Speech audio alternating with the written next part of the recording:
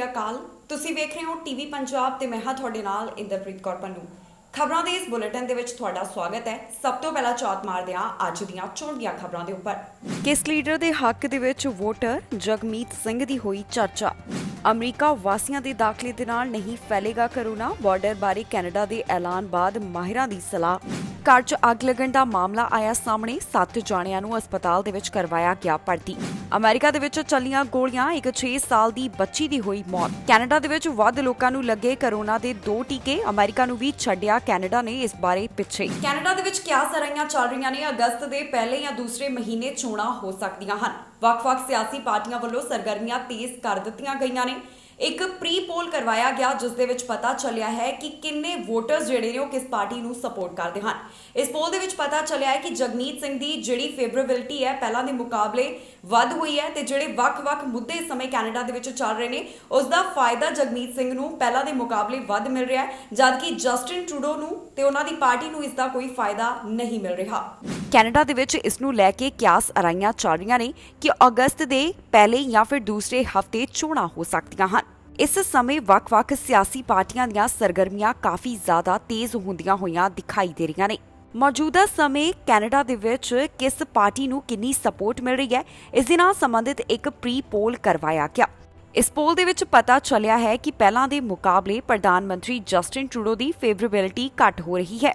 ਅੰਗਸ read institute ਵੱਲੋਂ ਇੱਕ pre ਪੋਲ ਕਰਵਾਇਆ ਗਿਆ ਜਿਸ ਦੇ ਵਿੱਚ ਪ੍ਰਧਾਨ ਮੰਤਰੀ Justin Trudeau the Liberal party of Canada ਅਤੇ ਓਟੂਲ ਦੀ ਕੰਜ਼ਰਵੇਟਿਵ ਪਾਰਟੀ ਦੇ ਵਿੱਚ ਕੋਈ ਜ਼ਿਆਦਾ ਮਾਰਜਨ ਨਹੀਂ ਦਿਖਾਈ ਦੇ ਰਿਹਾ।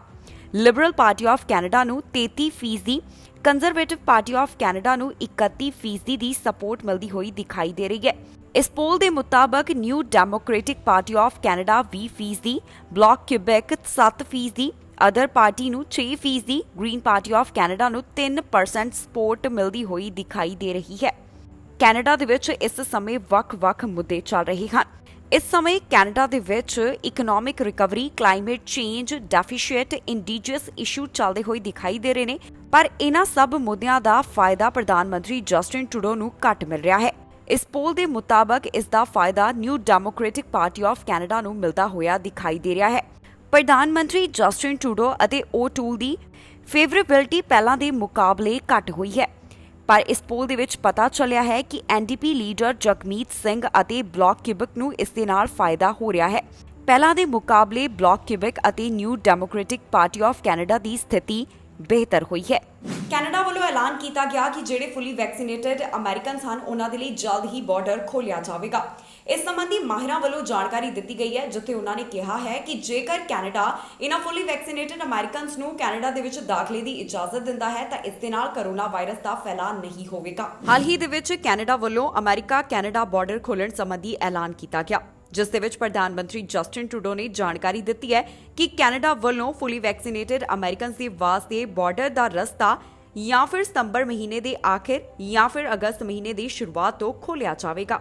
ਇਸ ਸੰਬੰਧੀ ਮਾਹਿਰਾਂ ਵੱਲੋਂ ਆਪਣੇ ਵਿਚਾਰ ਸਾਂਝੇ ਕੀਤੇ ਗਏ ਹਨ। ਉਹਨਾਂ ਦਾ ਕਹਿਣਾ ਹੈ ਕਿ ਕੈਨੇਡਾ ਦੇ ਵਿੱਚ ਜਿਹੜੇ ਫੁੱਲੀ ਵੈਕਸੀਨੇਟਡ ਵਿਜ਼ਿਟਰ ਆਉਣਗੇ ਉਹਨਾਂ ਦੇ ਨਾਲ ਕੋਵਿਡ-19 ਵਾਇਰਸ ਦਾ ਫੈਲਾਅ ਨਹੀਂ ਹੋਵੇਗਾ। ਮਾਹਿਰਾਂ ਦਾ ਕਹਿਣਾ ਹੈ ਕਿ ਫੁੱਲੀ ਵੈਕਸੀਨੇਟਡ ਯਾਤਰੀਆਂ ਦੇ ਨਾਲ ਕਰੋਨਾ ਵਾਇਰਸ ਫੈਲਣ ਦਾ ਖਤਰਾ ਨਹੀਂ ਹੈ। ਜਾਣਕਾਰੀ ਦੇ ਮੁਤਾਬਕ ਅਮਰੀਕਾ ਦੇ ਵਿੱਚ ਵੱਡੀ ਗਿਣਤੀ ਆਬਾਦੀ ਨੂੰ ਕੋਵਿਡ-19 ਵੈਕਸੀਨ ਲੱਗ ਚੁੱਕੀ ਹੈ। ਕੈਨੇਡਾ ਦੇ ਵਿੱਚ ਵੀ ਵੈਕਸੀਨੇਸ਼ਨ ਰੇਟ ਕਾਫੀ ਜ਼ਿਆਦਾ ਹਾਈ ਹੈ। ਹਾਲਾਂਕਿ ਇਹ ਕਿਹਾ ਜਾ ਰਿਹਾ ਹੈ ਕਿ ਜਿਨ੍ਹਾਂ ਵੱਲੋਂ ਕੋਵਿਡ-19 ਵੈਕਸੀਨ ਦੀ ਸ਼ਾਟ ਲਗਵਾਈ ਗਈ ਹੈ ਉਹਨਾਂ ਨੂੰ ਵੀ ਕੋਵਿਡ-19 ਵਾਇਰਸ ਹੋ ਸਕਦਾ ਹੈ, ਪਰ ਫਿਰ ਵੀ ਮਾਹਿਰਾਂ ਦਾ ਕਹਿਣਾ ਹੈ ਕਿ ਅਜਿਹਾ ਬਹੁਤ ਘੱਟ ਹੁੰਦਾ ਹੈ। ਯੂਨਾਈਟਿਡ ਕਿੰਗਡਮ ਦੇ ਵਿੱਚ ਇਸ ਦੇ ਨਾਲ ਸੰਬੰਧਿਤ ਇੱਕ ਸਟੱਡੀ ਵੀ ਕਰਵਾਈ ਗਈ ਜਿਸ ਦੇ ਵਿੱਚ ਪਤਾ ਚੱਲਿਆ ਕਿ ਜਦੋਂ ਅਸੀਂ ਕੋਵਿਡ-19 ਵੈਕਸੀਨ ਦਾ ਇੱਕ ਸ਼ਾਟ ਵੀ ਲਗਵਾ ਲੈਂਦੇ ਹਾਂ ਤੇ ਉਸ ਦੇ ਨਾਲ ਵਾਇਰਸ ਫੈਲਣ ਦਾ ਖਤਰਾ ਕਾਫੀ ਹੱਦ ਤੱਕ ਘਟ ਜਾਂਦਾ ਹੈ, ਜੋ ਕਿ ਅਨਵੈਕਸੀਨੇਟਡ ਮੈਂਬਰ ਦੇ ਤੱਕ ਵਾਇਰਸ ਪਹੁੰਚਣ ਦਾ ਖਤਰਾ 40 ਤੋਂ 50% ਤੱਕ ਘਟ ਜਾਂਦਾ ਹੈ। ਜ਼ਿਕਰਯੋਗ ਹੈ ਕਿ ਕੈਨੇਡਾ ਵੱਲੋਂ ਹਾਲ ਹੀ ਦੇ ਵਿੱਚ ਐਲਾਨ ਕੀਤਾ ਗਿਆ, ਜਿਸ ਸੰਬੰਧੀ ਪ੍ਰਧਾਨ ਮੰਤਰੀ ਜਸਟਿਨ ਟਰੂਡੋ ਵੱਲੋਂ ਜਾਣਕਾਰੀ ਦਿੱਤੀ ਗਈ ਹੈ, ਜਿਸ ਦੇ ਵਿੱਚ ਉਹਨਾਂ ਨੇ ਦੱਸਿਆ ਹੈ ਕਿ ਆਉਣ ਵਾਲੇ ਹਫ਼ਤਿਆਂ ਦੌਰਾਨ ਕੈਨੇਡਾ ਵੱਲੋਂ ਬਾਰਡਰ ਖੋਲ੍ਹਣ ਸੰਬੰਧੀ ਯੋਜਨਾ ਲਿਆਂਦੀ ਜਾਵੇਗੀ, ਜਿੱਥੇ ਉਹਨਾਂ ਨੇ ਦੱਸਿਆ ਹੈ ਕਿ ਇਹ ਬਾਰਡਰ ਫੁੱਲੀ ਵੈਕਸੀਨੇਟਡ ਅਮਰੀਕਨਸ ਦੇ ਵਾਸਤੇ ਖੋਲ੍ਹਿਆ ਜਾ ਰਿਹਾ ਹੈ। ਮਿਸੀਸਾਗਾ ਤੋਂ ਇੱਕ ਅਜਿਹਾ ਮਾਮਲਾ ਸਾਹਮਣੇ ਆਇਆ ਜਿੱਥੇ ਘਰ ਦੇ ਵਿੱਚ ਅੱਗ ਲੱਗੀ ਹੈ। ਇਸ ਕਾਰਨ 7 ਜਾਣਿਆਂ ਨੂੰ ਹਸਪਤਾਲ ਦੇ ਵਿੱਚ ਭਰਤੀ ਕਰਵਾਇਆ ਗਿਆ। ਹਾਲਾਂਕਿ ਇਹ ਵੀ ਜਾਣਕਾਰੀ ਦਿੱਤੀ ਗਈ ਹੈ ਕਿ ਕਈਆਂ ਨੂੰ ਘਰ ਦੇ ਵਿੱਚੋਂ ਬਾਹਰ ਕੱਢਿਆ ਗਿਆ। ਗੁਆਂਢੀਆਂ ਵੱਲੋਂ ਵੀ ਇਸ ਸੰਬੰਧੀ ਆਪਣੀ ਜੋ ਉਹਨਾਂ ਨੂੰ ਪਤਾ ਇਸ ਬਾਰੇ ਉਹ ਦੱਸਿਆ ਗਿਆ। ਮਿਸੀਸਾਗਾ ਤੋਂ ਅੱਗ ਲੱਗਣ ਦਾ ਮਾਮਲਾ ਸਾਹਮਣੇ ਆਇਆ ਜਿੱਥੇ 7 ਜਾਣਿਆਂ ਨੂੰ ਹਸਪਤਾਲ ਦੇ ਵਿੱਚ ਭਰਤੀ ਕਰਵਾਇਆ ਗਿਆ। ਜਾਣਕਾਰੀ ਦੇ ਮੁਤਾਬਕ 7:30 ਦੇ ਉੱਪਰ ਫਾਇਰ ਕ੍ਰੂਜ਼ ਨੂੰ ਇਸ ਸੰਬੰਧੀ ਜਾਣਕਾਰੀ ਦਿੱਤੀ ਗਈ ਸੀ, ਜਿਸ ਦੇ ਵਿੱਚ ਉਹਨਾਂ ਨੂੰ ਦੱਸਿਆ ਗਿਆ ਕਿ ਹਾਈਵੇ 427 ਅਤੇ ਡੈਰੀ ਰੋਡ ਈਸਟ ਦੇ ਵਿੱਚ ਇੱਕ ਸੈਮੀ ਡਿਟੈਚਡ ਹਾਊਸ ਨੂੰ ਅੱਗ ਲੱਗ ਗਈ ਹੈ। ਜਦੋਂ ਫਾਇਰ ਕ੍ਰੂਜ਼ ਘਟਨਾ ਵਾਲੀ ਥਾਂ ਦੇ ਉੱਪਰ ਪਹੁੰਚੇ ਤਾਂ ਉਹਨਾਂ ਨੇ ਦੇਖਿਆ ਕਿ ਗੈਰਾਜ ਦੇ ਵਿੱਚੋਂ ਕਾਫੀ ਜ਼ਿਆਦਾ ਧੂੰਆਂ ਨਿਕਲ ਰਿਹਾ ਸੀ। ਜਾਣਕਾਰੀ ਦੇ ਮੁਤਾਬਕ ਇੱਥੇ 12 ਜਾਣਿਆਂ ਨੂੰ ਬਾਹਰ ਕੱਢਿਆ ਗਿਆ, ਜਿਸ ਦੇ ਵਿੱਚ 8 ਅਡਲਟਸ ਅਤੇ 4 ਬੱਚੇ ਸ਼ਾਮਿਲ ਹਨ। ਇਹ ਵੀ ਜਾਣਕਾਰੀ ਦਿੱਤੀ ਗਈ ਹੈ ਕਿ 7 ਜਾਣਿਆਂ ਨੂੰ ਹਸਪਤਾਲ ਦੇ ਵਿੱਚ ਭਰਤੀ ਕਰਵਾਇਆ ਗਿਆ। ਜਿਹੜੇ 7 ਜਾਣਿਆਂ ਨੂੰ ਹਸਪਤਾਲ ਦੇ ਵਿੱਚ ਭਰਤੀ ਕਰਵਾਇਆ ਗਿਆ, ਇਹਨਾਂ ਦੇ ਵਿੱਚ 3 ਅਡਲਟਸ ਅਤੇ 4 ਬੱਚੇ ਮੰਨੇ ਜਾ ਰਹੇ ਹਨ। ਇੱਥੇ ਅੱਗ ਲੱਗਣ ਦੇ ਕਾਰਨਾਂ ਦਾ ਅਜੇ ਵੀ ਪਤਾ ਨਹੀਂ ਲੱਗ ਸਕਿਆ। ਇਸ ਦੀ ਅਜੇ ਪੜਤਾਲ ਕੀਤੀ ਜਾ ਰਹੀ ਹੈ। ਇਸ ਦੌਰਾਨ ਨਜ਼ਦੀਕੀ ਘਰ ਦੇ ਵਿੱਚ ਰਹਿਣ ਵਾਲੀ ਸੁਪ੍ਰੀਤ ਚੀਮਾ ਵੱਲੋਂ ਇਸ ਘਟਨਾ ਸੰਬੰਧੀ ਜਾਣਕਾਰੀ ਦਿੱਤੀ ਗਈ ਹੈ, ਜਿੱਥੇ ਉਸਨੇ ਦੱਸਿਆ ਕਿ ਉਹ ਇਸ ਤੋਂ ਅਗਲੇ ਘਰ ਹੀ ਰਹਿੰਦੀ ਹੈ। ਜਦੋਂ ਉਸ ਦਾ ਕੁੱਤਾ ਭੌਂਕਣ ਲੱਗਿਆ ਤਾਂ ਉਸ ਨੂੰ ਪਤਾ ਚੱਲਿਆ ਕਿ ਉਸ ਦੇ ਨਜ਼ਦੀਕੀ ਘਰ ਦੇ ਵਿੱਚ ਕੀ ਘਟਨਾ ਵਾਪਰੀ ਹੈ। ਸੁਪ੍ਰੀਤ ਨੇ ਆਪਣੀ ਸਟੇਟਮੈਂਟ ਦੇ ਵਿੱਚ ਦੱਸਿਆ ਹੈ ਕਿ ਉਸ ਵੱਲੋਂ 911 ਦੇ ਉੱਪਰ ਕਾਲ ਕੀਤੀ ਗਈ ਅਤੇ ਪੁਲਿਸ ਦੇ ਨਾਲ ਜਾਣਕਾਰੀ ਸਾਂਝੀ ਕੀਤੀ ਗਈ। ਨਾਲ ਹੀ ਉਸਨੇ ਦੱਸਿਆ ਕਿ ਉਸਨੇ ਘਰ ਦਾ ਦਰਵਾਜ਼ਾ ਖੜਕਾਇਆ ਤਾਂ ਕਿ ਇੱਥੇ ਰਹਿਣ ਵਾਲਿਆਂ ਨੂੰ ਇਸ ਸੰਬੰਧੀ ਦੱਸਿਆ ਜਾ ਸਕੇ, ਪਰ ਅੱਗੇ ਉਸ ਨੂੰ ਕੋਈ ਵੀ ਜਵਾਬ ਨਹੀਂ ਆਇਆ। ਚੀਮਾ ਨੂੰ ਲੱਗਦਾ ਹੈ ਕਿ ਇੱਥੇ 16 ਤੋਂ 17 ਜਾਣੇ ਮੌਜੂਦ ਸਨ। ਫਿਲਹਾਲ ਇਸ ਮਾਮਲੇ ਦੀ ਪੜਤਾਲ ਕੀਤੀ ਜਾ ਰਹੀ ਹੈ ਤਾਂ ਕਿ ਪਤਾ ਲਗਾਇਆ ਜਾ ਸਕੇ ਕਿ ਇਹ ਅੱਗ ਕਿਵੇਂ ਲੱਗੀ। ਅਮਰੀਕਾ ਦੇ ਵਾਸ਼ਿੰਗਟਨ ਡੀਸੀ ਤੋਂ ਇੱਕ ਅਜਿਹਾ ਮਾਮਲਾ ਸਾਹਮਣੇ ਆਇਆ ਜਿੱਥੇ ਗੋਲੀਆਂ ਚੱਲੀਆਂ ਤੇ ਇਸ ਦੌਰਾਨ ਇੱਕ 6 ਸਾਲ ਦੀ ਬੱਚੀ ਦੀ ਮੌਤ ਹੋ ਗਈ ਹੈ। ਪੁਲਿਸ ਨੇ ਦੱਸਿਆ ਕਿ ਇਸ ਦੌਰਾਨ ਹੋਰ ਵੀ ਕਈ ਜਾਣੇ ਜ਼ਖਮੀ ਪਾਏ ਗਏ, ਜਿਨ੍ਹਾਂ ਨੂੰ ਹਸਪਤਾਲ ਦੇ ਵਿੱਚ ਭਰਤੀ ਕਰਵਾਇਆ ਗਿਆ ਤੇ ਉਹਨਾਂ ਵੱਲੋਂ ਇਸ ਮਾਮਲੇ ਦੀ ਪੜਤਾਲ ਕੀਤੀ ਜਾ ਰਹੀ ਹੈ। ਵਾਸ਼ਿੰਗਟਨ ਡੀਸੀ ਤੋਂ ਇੱਕ ਅਜਿਹਾ ਮਾਮਲਾ ਸਾਹਮਣੇ ਆਇਆ ਜਿੱਥੇ ਮਾਸ ਸ਼ੂਟਿੰਗ ਦੇ ਦੌਰਾਨ ਇੱਕ 6 ਸਾਲਾ ਬੱਚੀ ਦੀ ਮੌਤ ਹੋ ਗਈ। ਪੁਲਿਸ ਵੱਲੋਂ ਇਸ ਸੰਬੰਧੀ ਜਾਣਕਾਰੀ ਦਿੱਤੀ ਗਈ ਹੈ, ਜਿੱਥੇ ਉਹਨਾਂ ਨੇ ਦੱਸਿਆ ਕਿ ਵਾਸ਼ਿੰਗਟਨ ਡੀਸੀ ਦੇ ਵਿੱਚ ਮਾਸ ਸ਼ੂਟਿੰਗ ਹੋਈ ਹੈ। ਇਸ ਦੌਰਾਨ 5 ਜਾਣੇ ਜ਼ਖਮੀ ਹਾਲਤ ਦੇ ਵਿੱਚ ਹਨ ਤੇ ਇੱਕ 6 ਸਾਲ ਦੀ ਬੱਚੀ ਦੀ ਮੌਤ ਹੋ ਗਈ। ਜੋ ਜਾਣਕਾਰੀ ਪੁਲਿਸ ਵੱਲੋਂ ਸਾਂਝੀ ਕੀਤੀ ਗਈ ਹੈ, ਉਸ ਦੇ ਮੁਤਾਬਕ Martin Luther king junior avenue ਅਤੇ ਮੈਕਕੋਲਮ ਐਕਸ ਐਵੀਨਿਊ ਦੇ ਨੇੜੇ 11 ਵਜੇ ਦੇ ਕਰੀਬ ਫਾਇਰਿੰਗ ਕੀਤੀ ਗਈ। ਪੁਲਿਸ ਦਾ ਕਹਿਣਾ ਹੈ ਕਿ ਉਹਨਾਂ ਨੂੰ ਇਸ ਹਾਦਸੇ ਦੀ ਜਾਣਕਾਰੀ ਨਹੀਂ ਮਿਲੀ, ਪਰ ਉਹਨਾਂ ਨੇ ਗੋਲੀਆਂ ਦੀ ਆਵਾਜ਼ ਸੁਣੀ। ਪੁਲਿਸ ਨੇ ਦੱਸਿਆ ਕਿ ਇੱਕ 6 ਸਾਲ ਦੀ ਬੱਚੀ ਜਿਸ ਦੀ ਇਸ ਦੌਰਾਨ ਮੌਤ ਹੋਈ ਹੈ, ਉਸ ਨੂੰ ਹਸਪਤਾਲ ਦੇ ਵਿੱਚ ਲੈ ਕੇ ਜਾਇਆ ਗਿਆ ਸੀ, ਜਿੱਥੇ ਪਤਾ ਚੱਲਿਆ ਹੈ ਕਿ ਇਸ ਬੱਚੀ ਦੀ ਮੌਤ ਹੋ ਚੁੱਕੀ। ਇਸ ਦੇ ਨਾਲ ਹੀ ਅਡਲਟਸ, ਜਿਨ੍ਹਾਂ ਦੇ ਵਿੱਚ 3 ਮੇਲ ਅਤੇ 2 ਫੀਮੇਲ ਸ਼ਾਮਲ ਹਨ, ਉਹਨਾਂ ਨੂੰ ਹਸਪਤਾਲ ਦੇ ਵਿੱਚ ਭਰਤੀ ਕਰਵਾਇਆ ਗਿਆ। ਜਾਣਕਾਰੀ ਦੇ ਮੁਤਾਬਕ ਇਸ ਮਾਮਲੇ ਸੰਬੰਧੀ ਅਜੇ ਕਿਸੇ ਵੀ ਸਸਪੈਕਟ ਨੂੰ ਗ੍ਰਿਫਤਾਰ ਨਹੀਂ ਕੀਤਾ ਗਿਆ। ਡੀਸੀ ਪੁਲਿਸ ਡਾਟਾ ਦੇ ਮੁਤਾਬਕ ਇਸ ਬੱਚੀ ਦੀ ਮੌਤ ਨੂੰ ਇਸ ਜ਼ਿਲ੍ਹੇ ਦੀ 102nd ਹੋਮਿਸਾਈਡ ਕਰਾਰ ਦਿੱਤਾ ਗਿਆ ਹੈ। Shortly after 11 p.m., 7th District officers heard shots of gunfire at the corner of Malcolm X and MLK Boulevard. They responded to this location, and a group of people were rushing towards their location. They encountered several gunshot victims. In total, there were 6 victims, 5 adults, 1 6-year-old female. Of the 5 adults, 3 of them were male, 2 of them were female.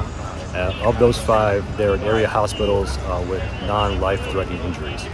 The 6-year-old female was shot and killed at this location and was pronounced at a local hospital. Our thoughts and prayers and condolences go out to the family of that victim and all the victims of tonight's shooting. We're asking for the public's assistance to bring these shooters to justice. If anybody has any information, please call us at 202-727-9099, or you can text us anonymously at 50411. There's too much gun violence still perpetuating in this city, and too many children are being harmed, innocent children, by gunfire. So please help the police department and our detectives bring those people to justice and help bring some closure to the families. Canada ਦੇ ਵੱਖ-ਵੱਖ ਸੂਬਿਆਂ ਦੇ ਵਿੱਚ ਆਬਾਦੀ ਨੂੰ ਜਲਦ ਤੋਂ ਜਲਦ ਕੋਵਿਡ-19 ਵੈਕਸੀਨ ਲਗਾਈ ਜਾ ਰਹੀ ਹੈ। ਤਾਜ਼ਾ ਜਾਣਕਾਰੀ ਦੇ ਮੁਤਾਬਕ ਕੈਨੇਡਾ ਦੇ ਵਿੱਚ ਅਮਰੀਕਾ ਦੇ ਮੁਕਾਬਲੇ ਵੱਧ ਲੋਕਾਂ ਨੂੰ ਕੋਵਿਡ-19 ਵੈਕਸੀਨ ਦੇ 2 ਡੋਜ਼ ਲਗਾਏ ਗਏ। ਕੈਨੇਡਾ ਵਾਸੀਆਂ ਦੇ ਵਾਸਤੇ ਰਾਹਤ ਦੀ ਖਬਰ ਸਾਹਮਣੇ ਆਈ ਹੈ, ਜਿੱਥੇ ਅਮਰੀਕਾ ਦੇ ਮੁਕਾਬਲੇ ਹੁਣ ਕੈਨੇਡਾ ਦੇ ਵਿੱਚ ਵੱਧ ਫੁੱਲੀ ਵੈਕਸੀਨੇਟਡ ਹਨ। ਜਾਣਕਾਰੀ ਦੇ ਮੁਤਾਬਕ ਅਮਰੀਕਾ ਦੇ ਵਿੱਚ ਜਿੰਨੇ ਇਸ ਸਮੇਂ ਫੁੱਲੀ ਵੈਕਸੀਨੇਟਡ ਹਨ, ਉਹਨਾਂ ਤੋਂ ਵੱਧ ਪਰਸੈਂਟੇਜ ਕੈਨੇਡਾ ਦੇ ਵਿੱਚ ਹੈ, ਜਿੱਥੇ ਜ਼ਿਆਦਾ ਆਬਾਦੀ ਨੂੰ ਕੋਵਿਡ-19 ਵੈਕਸੀਨ ਦੀਆਂ 2 ਡੋਜ਼ ਲਗਾਈਆਂ ਜਾ ਚੁੱਕੀਆਂ ਹਨ। ਜੁਲਾਈ 17 ਤੱਕ ਦੀ ਸਾਂਝੀ ਕੀਤੀ ਗਈ ਜਾਣਕਾਰੀ ਦੇ ਮੁਤਾਬਕ ਕੈਨੇਡਾ ਦੇ ਵਿੱਚ 48.64% ਦੀ ਆਬਾਦੀ ਨੂੰ ਕੋਵਿਡ-19 ਵੈਕਸੀਨ ਦੀ 2 ਡੋਜ਼ ਲਗਾਈ ਜਾ ਚੁੱਕੀ ਹੈ। ਇਹ ਜਾਣਕਾਰੀ ਕੋਵਿਡ ਟਰੈਕਰ ਕੈਨੇਡਾ ਵੱਲੋਂ ਸਾਂਝੀ ਕੀਤੀ ਗਈ। ਜਦਕਿ ਅਮਰੀਕਾ ਦੇ ਵਿੱਚ ਇਹ ਗਿਣਤੀ 48.4% ਦੀ ਹੈ, ਜਿਨ੍ਹਾਂ ਨੂੰ ਕੋਵਿਡ-19 ਵੈਕਸੀਨ ਦੇ 2 ਸ਼ਾਟ ਲਗਾਏ ਜਾ ਚੁੱਕੇ ਹਨ। ਅਮਰੀਕਾ ਦੀ ਟੀਕੇ ਬਾਰੇ ਜਾਣਕਾਰੀ US centres for disease control and prevention ਵੱਲੋਂ ਸਾਂਝੀ ਕੀਤੀ ਗਈ ਹੈ। ਵਰਲਡ ਡਾਟਾ ਦੇ ਮੁਤਾਬਕ ਕੈਨੇਡਾ ਵੱਲੋਂ ਅਮਰੀਕਾ ਦੇ ਮੁਕਾਬਲੇ ਡੋਜ਼ਸ ਪਰ ਕੈਪੀਟਾ ਨੂੰ ਪਹਿਲਾਂ ਹੀ ਕ੍ਰਾਸ ਕੀਤਾ ਜਾ ਚੁੱਕਿਆ ਹੈ। ਅਮਰੀਕਾ ਦੇ ਵਿੱਚ ਹੁਣ ਪਹਿਲਾਂ ਦੇ ਮੁਕਾਬਲੇ ਕੋਵਿਡ-19 ਵੈਕਸੀਨ ਦੇ ਵੱਧ ਮਾਮਲੇ ਸਾਹਮਣੇ ਆਉਣ ਲੱਗੇ ਹਨ, ਜਿਸ ਦੇ ਵਾਸਤੇ ਦੱਸਿਆ ਗਿਆ ਹੈ ਕਿ ਜਿਹੜੇ ਅਮਰੀਕਾ ਦੇ ਵਿੱਚ ਅਨਵੈਕਸੀਨੇਟਡ ਹਨ, ਉਹਨਾਂ ਦੇ ਵਿੱਚ ਹੁਣ ਵਾਇਰਸ ਦਾ ਫੈਲਾਅ ਦੇਖਿਆ ਜਾ ਰਿਹਾ ਹੈ। ਅਮਰੀਕਾ ਦੇ ਰਾਸ਼ਟਰਪਤੀ ਜੋ ਬਾਈਡਨ ਵੱਲੋਂ ਵੀ ਇਸ ਸੰਬੰਧੀ ਆਪਣੇ ਵਿਚਾਰ ਸਾਂਝੇ ਕੀਤੇ ਗਏ, ਜਿੱਥੇ ਉਹਨਾਂ ਨੇ ਅਮਰੀਕਨਜ਼ ਨੂੰ ਕਿਹਾ ਕਿ ਉਹ ਜਲਦ ਤੋਂ ਜਲਦ ਕੋਵਿਡ-19 ਵੈਕਸੀਨ ਹਾਸਲ ਕਰਨ। ਹਾਲ ਹੀ ਦੇ ਵਿੱਚ ਕੈਨੇਡਾ ਵੱਲੋਂ ਇਹ ਵੀ ਜਾਣਕਾਰੀ ਸਾਂਝੀ ਕੀਤੀ ਗਈ ਹੈ ਕਿ ਜੇਕਰ ਦੋਹਾਂ ਦੇਸ਼ਾਂ ਦੇ ਵਿੱਚ ਵੈਕਸੀਨੇਸ਼ਨ ਰੇਟ ਵੱਧ ਰਹਿੰਦਾ ਹੈ ਤਾਂ ਜਲਦ ਹੀ ਬਾਰਡਰ ਨੂੰ ਅਮਰੀਕਨ ਯਾਤਰੀਆਂ ਦੇ ਵਾਸਤੇ ਖੋਲ੍ਹਿਆ ਜਾਵੇਗਾ। ਪ੍ਰਧਾਨ ਮੰਤਰੀ ਜਸਟਿਨ ਟਰੂਡੋ ਵੱਲੋਂ ਇਹ ਜਾਣਕਾਰੀ ਸਾਂਝੀ ਕੀਤੀ ਜਾ ਚੁੱਕੀ ਹੈ, ਜਿਸ ਦੇ ਵਿੱਚ ਉਹਨਾਂ ਨੇ ਦੱਸਿਆ ਕਿ ਫੁੱਲੀ ਵੈਕਸੀਨੇਟਡ ਅਮਰੀਕਨਜ਼ ਦੇ ਵਾਸਤੇ ਨਾਨ ਐਸੈਂਸ਼ੀਅਲ ਟਰੈਵਲ ਦੇ ਲਈ ਇਹ ਬਾਰਡਰ ਸਤੰਬਰ ਜਾਂ ਫਿਰ ਅਗਸਤ ਮਹੀਨੇ ਦੌਰਾਨ ਖੋਲ੍ਹਿਆ ਜਾ ਸਕਦਾ ਹੈ। ਬਹੁਤ ਸਾਰੇ ਅਜਿਹੇ ਲੋਕ ਹਨ ਜਿਹੜੇ ਕਹਿੰਦੇ ਨੇ ਕਿ ਜੇਕਰ ਉਹ ਕੋਵਿਡ-19 ਪੋਜ਼ਿਟਿਵ ਹੋ ਗਏ ਨੇ ਤੇ ਉਹਨਾਂ ਨੂੰ ਵੈਕਸੀਨ ਦੀ ਜ਼ਰੂਰਤ ਨਹੀਂ ਹੈ। ਪਰ ਜਿਹੜੇ ਮਾਹਰ ਨੇ ਉਹਨਾਂ ਦਾ ਕਹਿਣਾ ਹੈ ਕਿ ਚਾਹੇ ਤੁਸੀਂ ਕੋਵਿਡ ਪੋਜ਼ਿਟਿਵ ਹੋ ਚੁੱਕੇ ਹੋ, ਪਰ ਵੈਕਸੀਨ ਹਰ ਕਿਸੇ ਦੇ ਵਾਸਤੇ ਜ਼ਰੂਰੀ ਹੈ। ਕੁਝ ਅਜਿਹੇ ਲੋਕ ਹਨ ਜਿਹੜੇ ਕਰੋਨਾ ਵਾਇਰਸ ਪੋਜ਼ਿਟਿਵ ਪਾਏ ਗਏ ਤੇ ਹੁਣ ਉਹਨਾਂ ਨੂੰ ਲੱਗਦਾ ਹੈ ਕਿ ਉਹਨਾਂ ਨੂੰ ਕੋਵਿਡ-19 ਵੈਕਸੀਨ ਨਹੀਂ ਲਗਾਉਣਾ ਚਾਹੀਦਾ, ਪਰ ਮਾਹਿਰਾਂ ਦਾ ਇਸ ਸੰਬੰਧੀ ਵਿਚਾਰ ਉਲਟ ਹੈ। ਪਬਲਿਕ ਹੈਲਥ ਆਫੀਸ਼ੀਅਲਸ ਦਾ ਕਹਿਣਾ ਹੈ ਕਿ ਜਿਹੜੇ ਕੋਵਿਡ-19 ਪੋਜ਼ਿਟਿਵ ਪਾਏ ਗਏ ਉਹਨਾਂ ਨੂੰ ਵੀ ਕਰੋਨਾ ਵੈਕਸੀਨ ਲਗਾਉਣੀ ਜ਼ਰੂਰੀ ਹੈ। ਇਸ ਸੰਬੰਧੀ ਮਾਹਿਰਾਂ ਦਾ ਮੰਨਣਾ ਹੈ ਕਿ ਜਦੋਂ ਤੁਸੀਂ ਕਰੋਨਾ ਵਾਇਰਸ ਦੀ ਲਪੇਟ ਦੇ ਵਿੱਚ ਆਉਂਦੇ ਹੋ ਤਾਂ ਇਸ ਤੋਂ ਰਿਕਵਰ ਹੁੰਦੇ ਹੋ ਤਾਂ ਤੁਹਾਡੀ ਬਾਡੀ ਦੇ ਵਿੱਚ ਜੋ ਪ੍ਰੋਟੈਕਸ਼ਨ ਹੈ ਇਨਫੈਕਸ਼ਨ ਦੇ ਪ੍ਰਤੀ ਉਨੀ ਨਹੀਂ ਰਹਿੰਦੀ। ਆਟਵਾ ਪਬਲਿਕ ਹੈਲਥ ਦੀ ਵੈਬਸਾਈਟ ਦੇ ਉੱਪਰ ਜੋ ਤਾਜ਼ਾ ਜਾਣਕਾਰੀ ਸਾਂਝੀ ਕੀਤੀ ਗਈ ਹੈ, ਉਸ ਦੇ ਮੁਤਾਬਕ ਜਿਹੜੇ ਵੀ ਕਰੋਨਾ ਪੋਜ਼ਿਟਿਵ ਪਾਏ ਗਏ ਉਹਨਾਂ ਦੇ ਲਈ ਵੀ ਕੋਵਿਡ-19 ਵੈਕਸੀਨ ਲਗਾਉਣੀ ਜ਼ਰੂਰੀ ਹੈ। ਕੈਨੇਡਾ ਦੀ national advisory committee on immunisation ਅਤੇ centres for disease control and prevention ਵੱਲੋਂ ਵੀ ਇਹੀ ਸਲਾਹ ਦਿੱਤੀ ਗਈ ਹੈ। ਯੂਨੀਵਰਸਿਟੀ ਆਫ ਆਟਵਾ ਦੇ ਵਿੱਚ ਪ੍ਰੋਫੈਸਰ ਦਾ ਕਹਿਣਾ ਹੈ ਕਿ ਜਦੋਂ ਤੁਸੀਂ ਕਰੋਨਾ ਵਾਇਰਸ ਤੋਂ ਰਿਕਵਰ ਹੁੰਦੇ ਹੋ ਤਾਂ ਉਸ ਦੇ ਦੌਰਾਨ ਜੋ ਇਮਿਊਨਿਟੀ ਬਣਦੀ ਹੈ, ਇਸ ਦੇ ਬਾਰੇ ਅਜੇ ਸਪਸ਼ਟ ਜਾਣਕਾਰੀ ਨਹੀਂ ਹੈ ਕਿ ਉਹ ਤੁਹਾਡੇ ਸਰੀਰ ਦੇ ਵਿੱਚ ਕਿੰਨਾ ਸਮਾਂ ਰਹਿੰਦੀ ਹੈ। ਦੱਸ ਦਈਏ ਕਿ ਕਰੋਨਾ ਵਾਇਰਸ ਤੋਂ ਬਾਅਦ ਜੋ ਹੁਣ ਵੱਖ-ਵੱਖ ਵੇਰੀਐਂਟ ਪਾਏ ਜਾ ਰਹੇ ਨੇ, ਇਸ ਨੂੰ ਲੈ ਕੇ ਮਾਹਿਰਾਂ ਵੱਲੋਂ ਲਗਾਤਾਰ ਆਪਣੀ ਚਿੰਤਾ ਦਾ ਪ੍ਰਗਟਾਵਾ ਕੀਤਾ ਜਾ ਰਿਹਾ ਹੈ। ਹੁਣ ਡੈਲਟਾ ਵੇਰੀਐਂਟ ਦੇ ਫੈਲਾਅ ਤੋਂ ਬਾਅਦ ਚਿੰਤਾ ਹੋਰ ਵੀ ਵੱਧ ਗਈ ਹੈ, ਕਿਉਂਕਿ ਇਹ ਵੇਰੀਐਂਟ ਬਹੁਤ ਤੇਜ਼ੀ ਦੇ ਨਾਲ ਫੈਲਦਾ ਹੈ। ਮਾਹਿਰਾਂ ਵੱਲੋਂ ਲਗਾਤਾਰ ਸਲਾਹ ਦਿੱਤੀ ਜਾ ਰਹੀ ਹੈ ਕਿ ਜਿਨ੍ਹਾਂ ਵੱਲੋਂ ਕੋਵਿਡ-19 ਵੈਕਸੀਨ ਨਹੀਂ ਲਗਾਈ ਗਈ ਉਹ ਜਲਦ ਹੀ ਵੈਕਸੀਨ ਦਾ ਸ਼ਾਟ ਹਾਸਲ ਕਰਨ। ਤੇ ਹੁਣ ਮਾਹਿਰਾਂ ਵੱਲੋਂ ਇਹ ਵੀ ਸਲਾਹ ਦਿੱਤੀ ਗਈ ਹੈ ਕਿ ਜਿਹੜੇ ਕੋਵਿਡ-19 ਵਾਇਰਸ ਪੋਜ਼ਿਟਿਵ ਪਾਏ ਗਏ ਉਹਨਾਂ ਦੇ ਵਾਸਤੇ ਵੀ ਵੈਕਸੀਨ ਲਗਾਉਣੀ ਜ਼ਰੂਰੀ ਹੈ। ਕੈਨੇਡਾ ਦੇ ਵੱਖ-ਵੱਖ ਸੂਬਿਆਂ ਵੱਲੋਂ ਰੀਓਪਨਿੰਗ ਪਲਾਨ ਸਾਂਝੇ ਕੀਤੇ ਗਏ। ਵੱਖ-ਵੱਖ ਸੂਬਿਆਂ ਦੇ ਵਿੱਚ ਕਰੋਨਾ ਪਾਬੰਦੀਆਂ ਤੋਂ ਢਿੱਲ ਦਿੱਤੀ ਗਈ ਹੈ। ਮੌਜੂਦਾ ਸਮੇਂ ਇਹਨਾਂ ਸੂਬਿਆਂ ਦੇ ਵਿੱਚ ਕੀ ਹਾਲਾਤ ਨੇ, ਆਉਣ ਵਾਲੇ ਸਮੇਂ ਦੇ ਵਿੱਚ ਕਿਹੜੀ ਢਿੱਲ ਦਿੱਤੀ ਜਾਵੇਗੀ, ਸਾਰੀ ਜਾਣਕਾਰੀ ਦੇਵਾਂਗੇ ਇਸ ਖਬਰ ਦੇ ਵਿੱਚ। ਕੈਨੇਡਾ ਦੇ ਵੱਖ-ਵੱਖ ਸੂਬਿਆਂ ਵੱਲੋਂ ਆਪਣੇ ਰੀਓਪਨਿੰਗ ਪਲਾਨ ਸਾਂਝੇ ਕੀਤੇ ਗਏ ਹਨ। ਵੱਖ-ਵੱਖ ਸੂਬਿਆਂ ਵੱਲੋਂ ਜੋ ਕਰੋਨਾ ਕਾਰਨ ਪਾਬੰਦੀਆਂ ਲਗਾਈਆਂ ਗਈਆਂ, ਉਹਨਾਂ ਦੇ ਵਿੱਚ ਹੁਣ ਰਾਹਤ ਦਿੱਤੀ ਜਾ ਰਹੀ ਹੈ।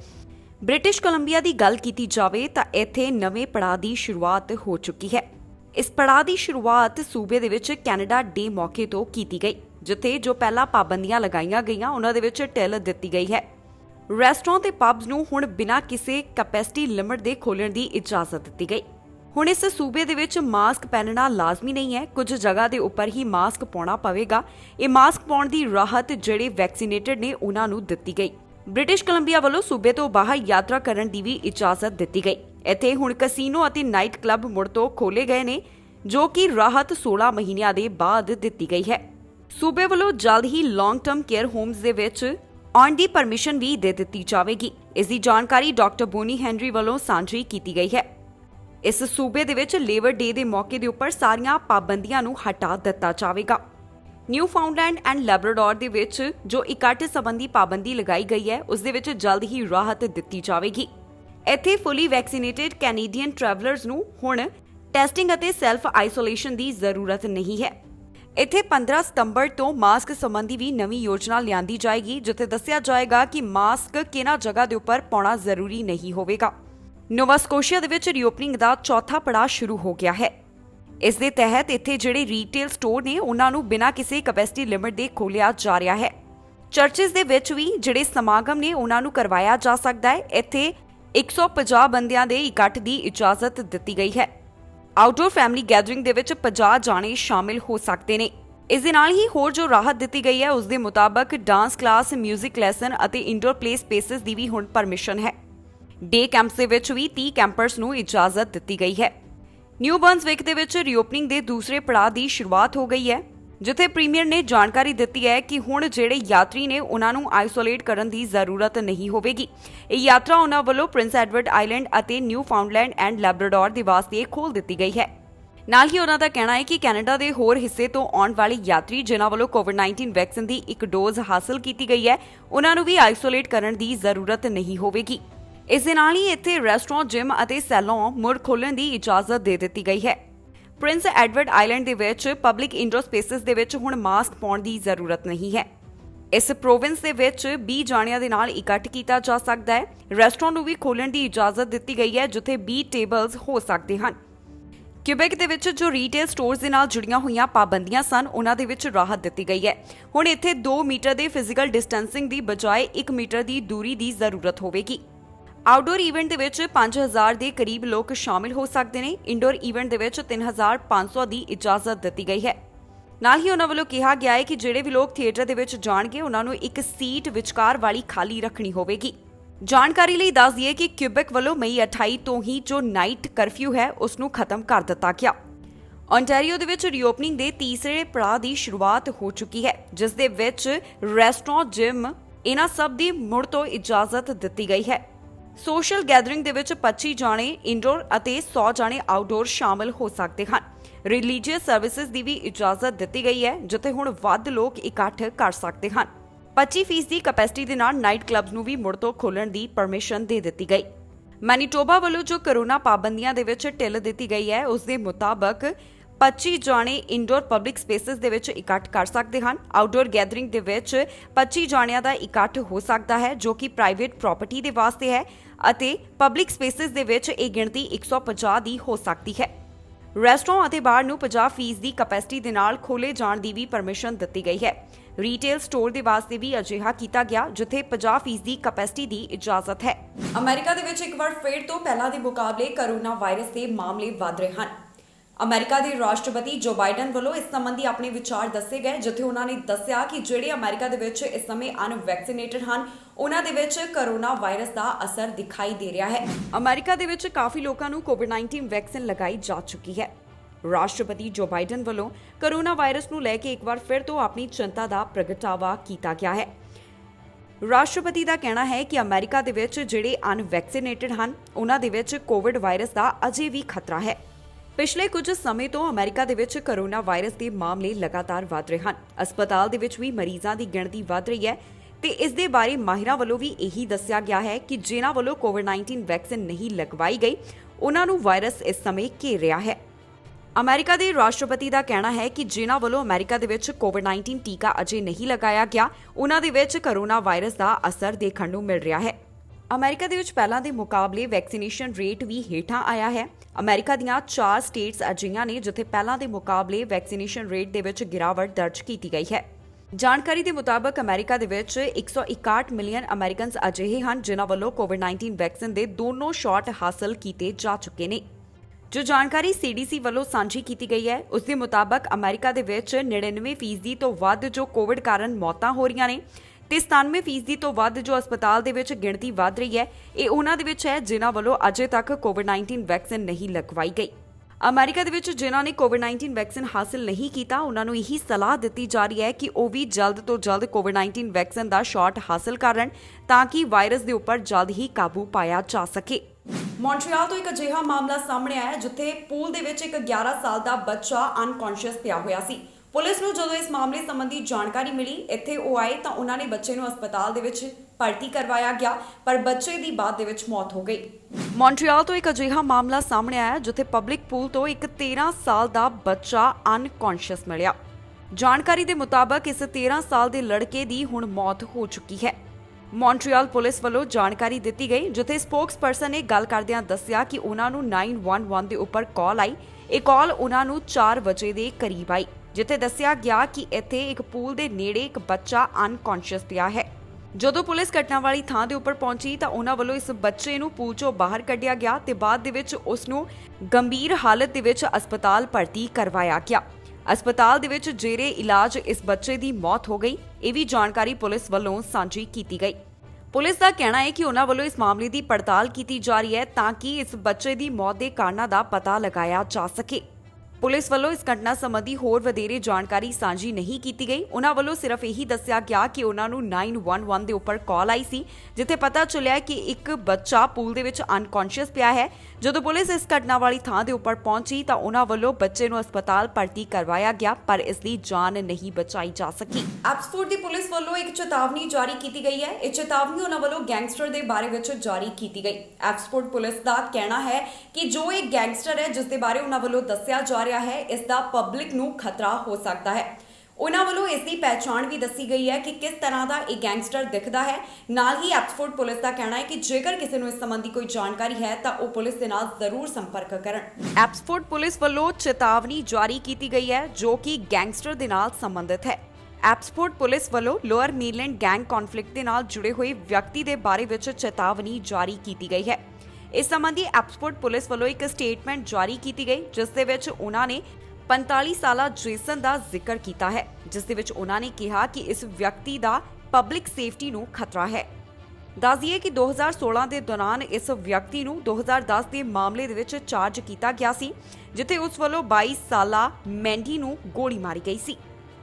ਇਸ ਗੈਂਗਸਟਰ ਦੀ ਪਹਿਚਾਣ ਦੇ ਤੌਰ ਦੇ ਉੱਪਰ ਦੱਸਿਆ ਗਿਆ ਕਿ ਇਸ ਦਾ ਕੱਦ 5 ਫੁੱਟ 10 ਇੰਚ ਦੇ ਕਰੀਬ ਹੈ। ਇਸ ਦੇ ਹਲਕੇ ਭੂਰੇ ਰੰਗ ਦੇ ਵਾਲ ਨੇ ਤੇ ਇਸ ਦੀਆਂ ਅੱਖਾਂ ਦਾ ਰੰਗ ਹੇਜ਼ਲ ਹੈ। ਪੁਲਿਸ ਵੱਲੋਂ ਇਹ ਵੀ ਦੱਸਿਆ ਗਿਆ ਕਿ ਇਹ ਵਿਅਕਤੀ ਦੇ ਦਾੜੀ ਰੱਖੀ ਹੋਈ ਹੈ। ਨਾਲ ਹੀ ਉਹਨਾਂ ਨੇ ਕਿਹਾ ਕਿ ਜੇਕਰ ਕਿਸੇ ਨੂੰ ਇਸ ਵਿਅਕਤੀ ਬਾਰੇ ਕੋਈ ਵੀ ਜਾਣਕਾਰੀ ਮਿਲਦੀ ਹੈ ਤਾਂ ਆਕਸਫੋਰਡ ਪੁਲਿਸ ਦੇ ਨਾਲ ਇਸ ਸੰਬੰਧੀ ਜਾਣਕਾਰੀ ਸਾਂਝੀ ਕੀਤੀ ਜਾਵੇ। ਉਹਨਾਂ ਵੱਲੋਂ ਆਪਣਾ ਨੰਬਰ ਵੀ ਜਾਰੀ ਕੀਤਾ ਗਿਆ, ਜਿਸ ਦੇ ਉੱਪਰ ਇਨਫੋਰਮੇਸ਼ਨ ਸਾਂਝੀ ਕੀਤੀ ਜਾ ਸਕਦੀ ਹੈ। ਆਕਸਫੋਰਡ ਪੁਲਿਸ ਦੇ ਮੁਤਾਬਕ 6048595225 ਦੇ ਉੱਪਰ ਕਾਲ ਕਰਕੇ ਪੁਲਿਸ ਦੇ ਨਾਲ ਇਸ ਵਿਅਕਤੀ ਦੇ ਬਾਰੇ ਵਿੱਚ ਇਨਫੋਰਮੇਸ਼ਨ ਸਾਂਝੀ ਕੀਤੀ ਜਾ ਸਕਦੀ ਹੈ। ਬ੍ਰਿਟਿਸ਼ ਕੋਲੰਬੀਆ ਤੋਂ ਮਾਮਲਾ ਸਾਹਮਣੇ ਆਇਆ, ਜਿੱਥੇ ਹਾਈਵੇ ਦੇ ਉੱਪਰ ਇੱਕ ਸੜਕ ਹਾਦਸਾ ਵਾਪਰਿਆ ਹੈ। ਇਸ ਦੌਰਾਨ ਪੁਲਿਸ ਨੇ ਜਾਣਕਾਰੀ ਸਾਂਝੀ ਕੀਤੀ ਹੈ ਕਿ 2 ਜਾਣਿਆਂ ਨੂੰ ਹਸਪਤਾਲ ਦੇ ਵਿੱਚ ਭਰਤੀ ਕਰਵਾਇਆ ਗਿਆ ਤੇ ਉਹਨਾਂ ਵੱਲੋਂ ਇਸ ਮਾਮਲੇ ਦੀ ਪੜਤਾਲ ਕੀਤੀ ਜਾ ਰਹੀ ਹੈ। ਕੋਕਹੋਲਾ ਹਾਈਵੇ ਦੇ ਉੱਪਰ ਇੱਕ ਸੜਕ ਹਾਦਸਾ ਵਾਪਰਿਆ ਹੈ। ਇਸ ਰੋਲ ਓਵਰ ਕ੍ਰੈਸ਼ ਤੋਂ ਬਾਅਦ 2 ਮਰੀਜ਼ਾਂ ਨੂੰ ਹਸਪਤਾਲ ਦੇ ਵਿੱਚ ਭਰਤੀ ਕਰਵਾਇਆ ਗਿਆ। ਜੋ ਜਾਣਕਾਰੀ ਸਾਂਝੀ ਕੀਤੀ ਗਈ ਹੈ ਉਸ ਦੇ ਮੁਤਾਬਕ ਇੱਕ ਵਿਅਕਤੀ ਨੂੰ ਰਾਇਲ ਕੋਲੰਬੀਅਨ ਹਸਪੀਟਲ ਅਤੇ ਦੂਸਰੇ ਵਿਅਕਤੀ ਨੂੰ ਬ੍ਰਿਟਿਸ਼ ਕੋਲੰਬੀਆ ਚਿਲਡਰਨ ਹਸਪੀਟਲ ਦੇ ਵਿੱਚ ਲੈ ਕੇ ਜਾਇਆ ਗਿਆ। ਐਮਰਜੈਂਸੀ ਸਕੈਨਰਸ ਦੇ ਵੱਲੋਂ ਜੋ ਜਾਣਕਾਰੀ ਦਿੱਤੀ ਗਈ ਉਸ ਦੇ ਵਿੱਚ ਪਤਾ ਚੱਲਿਆ ਹੈ ਕਿ ਇੱਕ ਵਿਅਕਤੀ ਨੂੰ ਐਂਬੂਲੈਂਸ ਦੇ ਰਾਹੀਂ ਵੈਨਕੂਵਰ ਲੈ ਕੇ ਜਾਇਆ ਜਾ ਰਿਹਾ ਹੈ।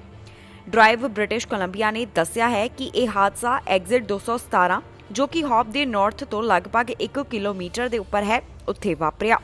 ਨਾਲ ਹੀ ਉਹਨਾਂ ਨੇ ਇਹ ਵੀ ਦੱਸਿਆ ਕਿ ਹਾਈਵੇ ਨੂੰ ਦੋਹਾਂ ਦਿਸ਼ਾਵਾਂ ਦੇ ਲਈ ਕੁਝ ਸਮੇਂ ਦੇ ਲਈ ਬੰਦ ਰੱਖਿਆ ਗਿਆ, ਪਰ ਹੁਣ ਡਰਾਈਵ ਬ੍ਰਿਟਿਸ਼ ਕੋਲੰਬੀਆ ਦੇ ਅਨੁਸਾਰ ਸਾਊਥ ਬੌਂਡ ਲੇਨ ਨੂੰ ਬੰਦ ਰੱਖਿਆ ਗਿਆ ਹੈ। ਇਸ ਸੰਬੰਧੀ ਫੇਸਬੁੱਕ ਦੇ ਉੱਪਰ ਤਸਵੀਰਾਂ ਸਾਂਝੀਆਂ ਕੀਤੀਆਂ ਗਈਆਂ। ਫੇਸਬੁੱਕ ਦੇ ਉੱਪਰ ਜੋ ਪੋਸਟ ਕੀਤੀਆਂ ਗਈਆਂ ਤਸਵੀਰਾਂ ਹਨ ਉਸ ਦੇ ਵਿੱਚ ਦੇਖਿਆ ਗਿਆ ਕਿ ਘਟਨਾ ਵਾਲੀ ਥਾਂ ਦੇ ਉੱਪਰ ਕਈ ਹੈਲੀਕਾਪਟਰਾਂ ਨੂੰ ਬੁਲਾਇਆ ਗਿਆ।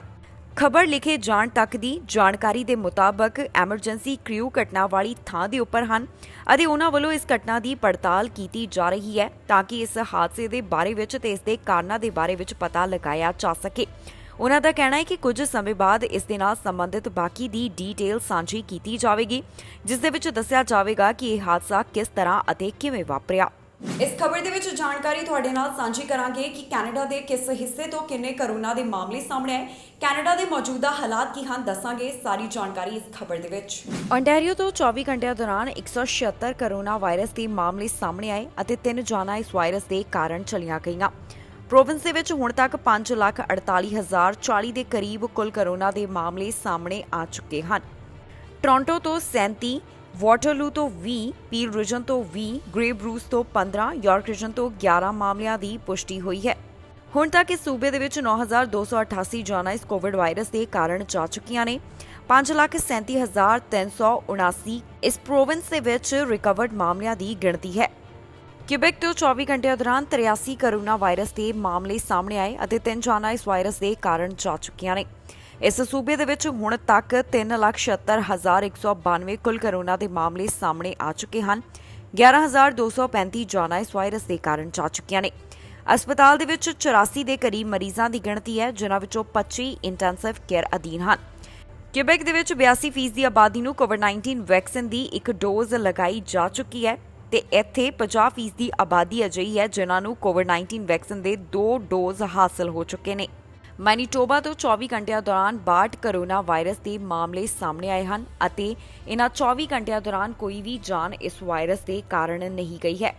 ਹਸਪਤਾਲ ਦੇ ਵਿੱਚ 117 ਦੇ ਕਰੀਬ ਮੈਨੀਟੋਬਾ ਵਾਸੀ ਹਨ, ਜਿਨ੍ਹਾਂ ਵਿੱਚੋਂ 28 ਮਰੀਜ਼ ਇੰਟੈਂਸਿਵ ਕੇਅਰ ਅਧੀਨ ਦੱਸੇ ਜਾ ਰਹੇ ਨੇ।